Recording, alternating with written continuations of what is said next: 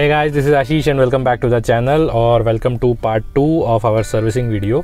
मैं अपनी कार की 80,000 किलोमीटर्स की सर्विसिंग कर रहा हूँ और इससे पहले के पार्ट में मैंने दिखाया कि कैसे आप अपनी कार का इंजन और ड्राइव लाइन से रिलेटेड जो भी पॉइंट्स है उसे चेक कर सकते हो, ठीक कर सकते हो। और अब उसके बाद आगे आपको क्या क्या करना है वो मैं आपको बताता हूँ। Major point is under body and suspension. Well, इसके लिए सबसे पहले मैंने आपको बताया था कि कार को जो है धुलवा लो, तो उसके बाद आप ईजिली सब कुछ चेक कर सकते हो। आपको चेक क्या करना है? आपको चेक करना है लटकती हुई wires, damaged lines, fuel lines हो गई, ब्रेक लाइंस हो गई, कहीं से आपको ऑयल लीक करता हुआ दिख रहा है, वो सब चीज़ें नोटिस करो। तो मैं आ गया हूँ वापस गाड़ी के नीचे। एजेंडा बीइंग की नीचे जो भी सस्पेंशन रिलेटेड पार्ट्स हैं या जो आपकी ये ब्रेक लाइंस हैं, ये सब इंस्पेक्ट करनी है मुझे। बेसिकली कहीं पे कोई डैमेज है या कोई लीकेज है या कोई चीज़ इम्पैक्ट से, क्योंकि ये गाड़ी ऑफ रोडिंग भी करती है, टूटी फूटी सड़कों पे भी जाती है, छोटे छोटे कंकर पत्थर भी टकराते हैं, उसकी वजह से काफ़ी डैमेज होता है। एक मिनट में आपको दिखाता हूँ, if you guys can see this. और ये इसकी सस्पेंशन आर्म है और इसमें जगह जगह पे जंग लग गया है, ये देखो। क्योंकि ये जो हिस्सा है ये बहुत ज़्यादा कंकर पत्थरों में एक्सपोज्ड रहता है, पत्थर टकराते हैं नीचे से, तो पेंट जो है वो चिप ऑफ हो जाता है। तो एक तो ये चीज़ें चेक करनी है, जहाँ जहाँ से थोड़ा बहुत पेंट चिप ऑफ हुआ है उसको आप टचअप कर सकते हो, थोड़ा पेंट लगा सकते हो। और मेनली कोई नट बोल्ट अगर लूज़ है, अगर आपको लग रहा है, हर एक नट बोल्ट जो है इसको हाथ से चेक कर लो, थोड़ा सा इंजन बे को साफ़ कर लो। बेसिकली वो सारे एरियाज़ जो आप नॉर्मली देखते भी नहीं हो जिनकी तरफ, लेकिन आपकी पूरी मशीनरी जो है वो यहाँ पे नीचे होती है। साथ के साथ अगर आप चाहते हो तो आप इस तरह का एक डीग्रीज़र यूज़ कर सकते हो। ये मैंने ऑनलाइन मंगाया था। इंजन के नीचे जैसे ऑयल थोड़ा बहुत लीक करता है या कहीं ना कहीं से लग जाता है, थोड़े टाइम के बाद ऑयल की फ्यूम्स रहती हैं इंजन में, तो इंजन थोड़ा सा ऑयली हो जाता है। तो you can use this kind of a degreaser to remove the oil and dirt. तो आप इजीली इंजन को देख सकते हो और इंजन भी थोड़ा साफ़ सुथरा भी लगता है। इसको यूज़ करने के लिए बस आपको इसको स्प्रे करना है। स्प्रे करने के बाद कोई प्लास्टिक का अच्छा सा ब्रश लेके इसको नीचे से पूरा रगड़ लो, साफ़ कर लो, और ऊपर से यू कैन स्प्रे वाटर और सारा जो ग्रीस मिट्टी है सब धुल जाएगी। सेकंड थिंग जो अंडर बॉडी में आप कर सकते हो वो है of course check for rust. Rust जो है आपकी कार के लिए जंग लगना सबसे बड़ी प्रॉब्लम होती है, क्योंकि जंग लगने से धीरे धीरे आपकी कार की जो स्ट्रेंथ है वो वीक होनी शुरू हो जाती है और वहाँ से बॉडी गलनी शुरू हो जाती है। तो उसको रोकने का सबसे आसान तरीका है वहाँ से धूल मिट्टी साफ़ करो और आप जो है तरह की कोई अंडर बॉडी कोटिंग कर सकते हो। बेसिकली ये एक रबड़ पेंट है जिसे आप लगा सकते हो। इसका फ़ायदा ये है कि ये धूल मिट्टी अचरा कचरा अगर इसके ऊपर भी आप स्प्रे करते हो तो भी ये प्रॉपरली ग्रिप कर लेता है, ये आपका नॉर्मल पेंट की तरह उतर नहीं जाता। लेट्स बी सीरियस, जो आपकी अंडर बॉडी है, जो सस्पेंशन है, उसमें हमेशा कचरा धूल मिट्टी रहती है। जितनी मर्जी सफाई कर लो आप प्रॉपरली उसे साफ़ नहीं कर पाओगे, तो आप एक परफेक्ट सरफेस जो है वो कभी क्रिएट नहीं कर पाओगे फॉर पेंटिंग।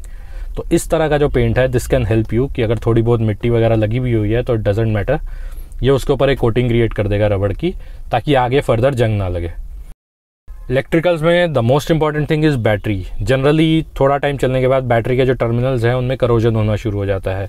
उसको साफ़ करने का सबसे आसान तरीका होता है गर्म पानी। अब जैसे मैंने इंजन ऑयल चेंज करने के लिए ऑयल फिल्टर चेंज करने के लिए बैटरी को बाहर निकाला था, तो बाहर निकालने के बाद बैटरी को अच्छे से साफ़ कर लो, टर्मिनल्स के ऊपर थोड़ा गर्म पानी डाल लो। गर्म पानी से जो करोजन है वो अच्छे से साफ़ हो जाएगा।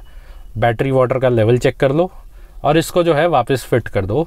फिट करने के बाद जो आपका टर्मिनल्स है उसको लगाओ और उसके ऊपर एक थोड़ी सी वैसलीन लगा दो या कोई और petroleum jelly. Petroleum jelly helps in delaying the corrosion. इसके बाद इलेक्ट्रिकल्स में आपका आता है lights, headlights, tail lights, indicators, जितनी भी लाइट है आपकी गाड़ी में चारों तरफ सबको चेक कर लो। Everything is okay, working as expected. अगर कोई बल्ब फ्यूज़ है या कोई लाइट नहीं जल रही है तो उसे चेक कर लो, मे बी हो सकता है कोई फ्यूज़ उड़ा हो या हो सकता है कि बल्ब फ्यूज़ हो गया हो। हम now coming to AC. AC का जो है ऐसा और कोई तरीका नहीं होता चेक करने का, बस ये है कि आप उसको चला के देख लो। हवा अगर प्रॉपर ठंडी आ रही है तो it is good, it is working. ज़्यादा कुछ छेड़छाड़ करने की ज़रूरत नहीं है। चलते हुए एसी में आपको गैस डालने की भी ज़रूरत नहीं है। अगर आपकी कूलिंग में कोई इफेक्ट आ रहा है तो यस, आप गैस भरवा सकते हो, लेकिन अगर आपकी कूलिंग ठीक ठाक आ रही है तो आपको हर साल जो है गैस भरवाने की ज़रूरत नहीं है। गाड़ी ढंग से ठंडी ना हो रही हो उसके भी 2 रीज़न्स और हो सकते हैं। फर्स्ट वन इज़ कि आपका जो रेडिएटर है जो गाड़ी के आगे लगा होता है, जिसकी हमने फ्लशिंग करी थी, मे बी वो गंदा हो।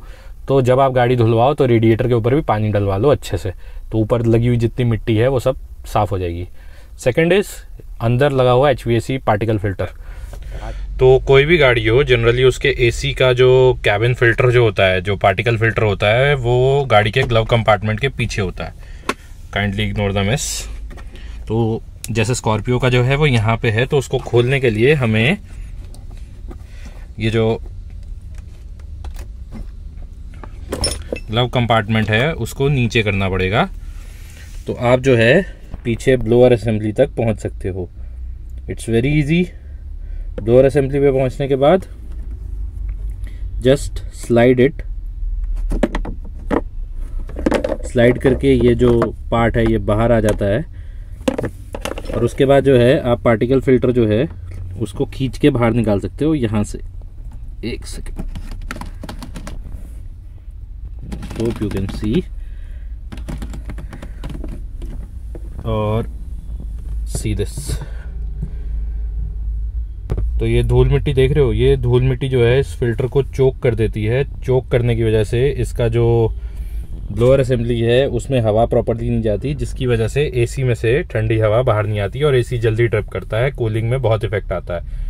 तो कोशिश करो कि हर सर्विस साइकिल में ये जो फिल्टर है इसको बदल दो। It's not very costly, hardly 250-300 रुपये में आता है। तो इसको चेंज कर दो हर सर्विस साइकिल में, ताकि आपका जो AC है वो इफेक्टिव रहे। मोस्टली मोटा मोटी जितनी चीज़ें थी वो सब चेक हो गई हैं। अब इसके बाद बारी आती है व्हील्स की अलाइनमेंट, बैलेंसिंग।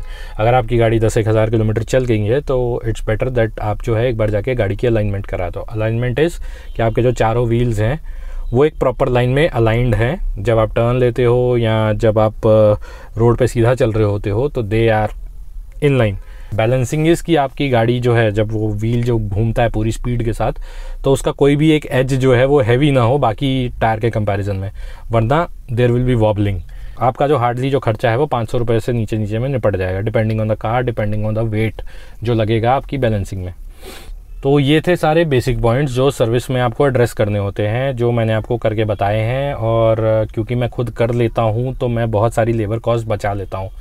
मटेरियल कॉस्ट में भी मुझे फ़र्क पड़ता है, क्योंकि जब आप सर्विस सेंटर से कोई सामान लेते हो तो it is always costly compare to जो आपको आफ्टर मार्केट मिल जाता है, और कई बार आपको ज़्यादा अच्छी चीज़ जो है वो मिल जाती है सर्विस सेंटर से कम प्राइस में। और इसके बाद जो है यू आर डन।